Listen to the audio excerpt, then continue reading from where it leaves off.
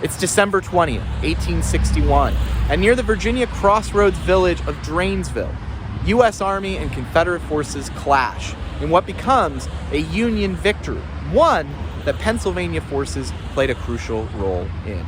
My name is Jake Wynn. I am a contributor and co-founder of PennCivilWar, and I'm introducing an interview that we filmed with author and historian Ryan Quint about the Battle of Dranesville in December of 1861. Now, this often forgotten battle actually played an important role in the evolution of Pennsylvania's role in the American Civil War. We'll explore that in our conversation with Ryan. We'll also talk about why this battle has kind of been forgotten in the 160 years since it's taken place. And we'll talk about what's left of the battlefield today, what you can come and visit, like this Civil War trail sign that I'm leaning against right now. I hope you enjoy this conversation. And if you do enjoy the work that PennCivilWar does, please like us on Facebook, subscribe on YouTube, like us on Instagram, anywhere you find PennCivilWar. Hope you enjoy the interview. A little bit about Ryan Quint, who's a good friend of myself, as well as the PennCivilWar team. He is a native of Maine who graduated with a BA in history from the University of Mary Washington. He has worked for a number of museums, including the George Washington Foundation, Colonial Williamsburg, Richmond National Battlefield Park, and the Fredericksburg and Spotsylvania National Military Park, which is where I got to know Ryan. He has a book out, fantastic book, I will add, about the Battle of Monocacy, called Determined to Stand and Fight, the Battle of Monocacy, July 9, 1864. That was published as part of the Emerging Civil War series in 2017. And most important and relevant for this discussion is that he is currently under contract for publication for a book about the Battle of Dranesville. So that's what we're going to talk about this evening, and we'll jump right in. And so, Ryan, can you tell us a little bit about the Battle of Dranesville and why it's important? I know this is probably a battle that many of our viewers have probably heard of, but don't know a lot about. So can you give us kind of an overview of Dranesville? Yeah, thanks, Jake, and thanks for having me as always. It's always a pleasure to hang out. Okay, so the Battle of Dranesville takes place in December of 1861, and so we are right around its 160th anniversary. Dranesville was and is a small town that lies halfway between Washington, D.C. and Leesburg, Virginia. If you take Route 7 out of Washington, and you're going to get there in about half an hour. Without traffic. And so what that's important for is that in the winter of 1861, when Confederate forces were on Leesburg and Union forces were on Washington, that made Dranesville by default no man's land. And both armies would frequently send out foraging parties to gather food and requisitions for their soldiers. And a battle will ensue on December 20th of 1861 between these two foraging parties, and it's a Union victory. There had been a couple of small Union victories before Dranesville, but Dranesville will be especially important to Union morale because it's at the very end of the year, a year that had not gone very well for Union war efforts, right? They lost at First Manassas, they lost at Wilson's Creek, they lost at Ball's Bluff. And so while small in scale and size, it provides the Union morale a badly needed boost before going into the new year. And so it's almost forgotten today, but in the moment and in the time, it was a badly needed uptick. So today it doesn't have, as you kind of mentioned, it doesn't have, much kind of name recognition comparatively to many other engagements, especially the ones you just mentioned in 1861, First Bull Run, Wilson's Creek, Ball's Bluff. But were people aware of the Battle of Dranesville at the time? Was this something that people knew? What was the reaction to, you mentioned this is a Union victory. What was the reaction to this? Yeah, so Northern newspapers are going to run with it as this great big battlefield victory and as this great, saving moment for the Republic.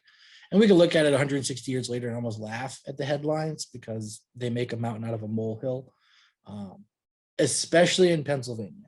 Because the entirety of the Union force that fought at Dranesville were Pennsylvanians, papers throughout the Commonwealth were publishing about the battle, which made it really awesome to research because you could almost find any newspaper from any town and they're going to talk about it. But especially Pittsburgh and Philadelphia. Newspapers picked up on it and they said, look at what our Pennsylvanians have accomplished. Look what we did. But newspapers in Boston, newspapers in New York City, newspapers throughout the country ran with this great big victory. In the South, Confederate newspapers wrote about it, but we're almost happy to quickly forget about it because it's a defeat, leave it in the rearview mirror. Union newspapers held on to it a lot longer. So what are some of the particulars of this battle? You mentioned that Pennsylvanians play a kind of crucial role in this particular engagement. What were some of the, what did they face on that day of that battle? What were some of the conditions? What was the battlefield like? Yeah, so as I mentioned at the top, Dranesville was a no man's land. It had been kind of picked over by both armies on numerous occasions in the past. The Union force that was sent out was a brigade of Pennsylvanians, Pennsylvania Reserves to be specific, that had been stationed at Langley, which today is more famous as the CIA headquarters. But Langley, they had established a camp there called Camp Pierpont. And these Pennsylvania Reserve troops under the command of a guy named Edward Ord were sent out to Dranesville to both secure forage and to just kind of keep an eye on the civilian population. There had been reports of persecution of Unionists in the area. And so Ord and about 5,000 Pennsylvanians went out to Dranesville just to kind of keep an eye on the situation.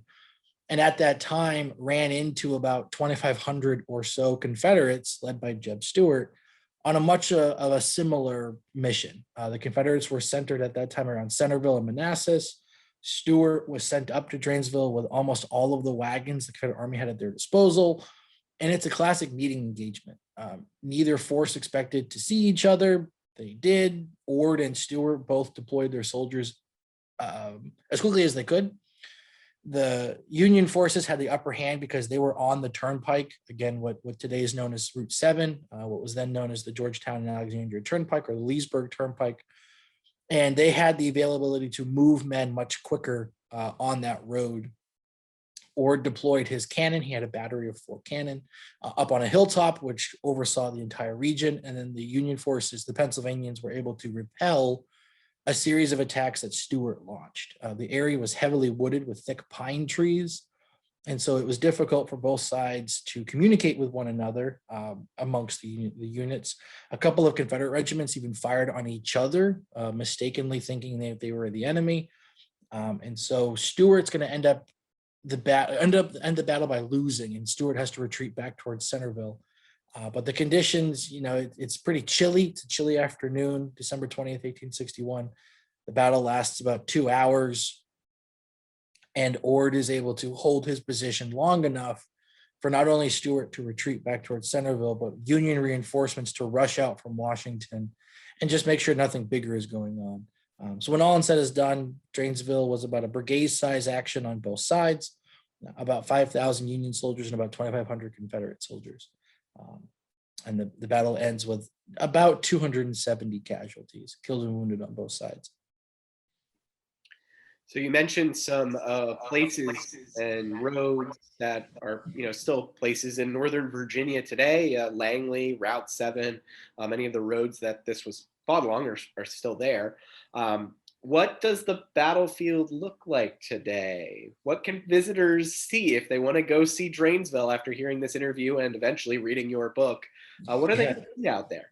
Not much, unfortunately. The battlefield in its entirety has been paved over. With suburban development, there's just nothing left. There were some efforts being done in the 20th century and even in the 21st century, but those came to nothing. But fear not, there are a couple of different things that visitors can see to get a good glimpse if they know where to look. The Dranesville Tavern, which is a couple of miles away from what was the battlefield, but that's maintained by Fairfax County. There's a historic sign there that talks about the battle. And then in the front yard of the Church of the Brethren, there is a fairly recently put up sign, a sign done by an Eagle Scout who wanted to find a way to commemorate the battle. And so for his Eagle Scout project, he put a sign in the front yard of the Dranesville Church of the Brethren, which is where the Union artillery was unlimbered. And so if you go to the Church of the Brethren, you're on Drain Hill, where Ord's guns were deployed. And you can read that sign, and you can look out over the turnpike. And even if the battlefield is gone, get an idea of the road network. Okay, and the Pennsylvanians were here, and the Confederates were there. And take some imagination, but you could do it. You can do it. Gotcha. Well, thank you so much, Ryan, for being here. We're eagerly looking forward to reading your book on the Battle of Dranesville. Look forward to seeing that soon, and we'll be sure to let our viewers know when that does hit bookstores, online stores, wherever it's going to be. We'll make sure to tell our viewers that. Thank you so much for being here and talking about the Battle of Dranesville. Well, thanks so much for having me. We hope you enjoyed that interview with author and historian Ryan Quint and maybe learned a little bit of something about the Battle of Dranesville in December 1861. If you did enjoy our conversation with Ryan, please like us on Facebook, subscribe to us on YouTube, follow us on Instagram. Anywhere you see PennCivilWar, give us a follow. That shows your support for our content, also allows you to see more in the future. And we do hope to do more videos like this for the 160th anniversary of the American Civil War and in the years that follow. Thank you so much, and we'll see you next time.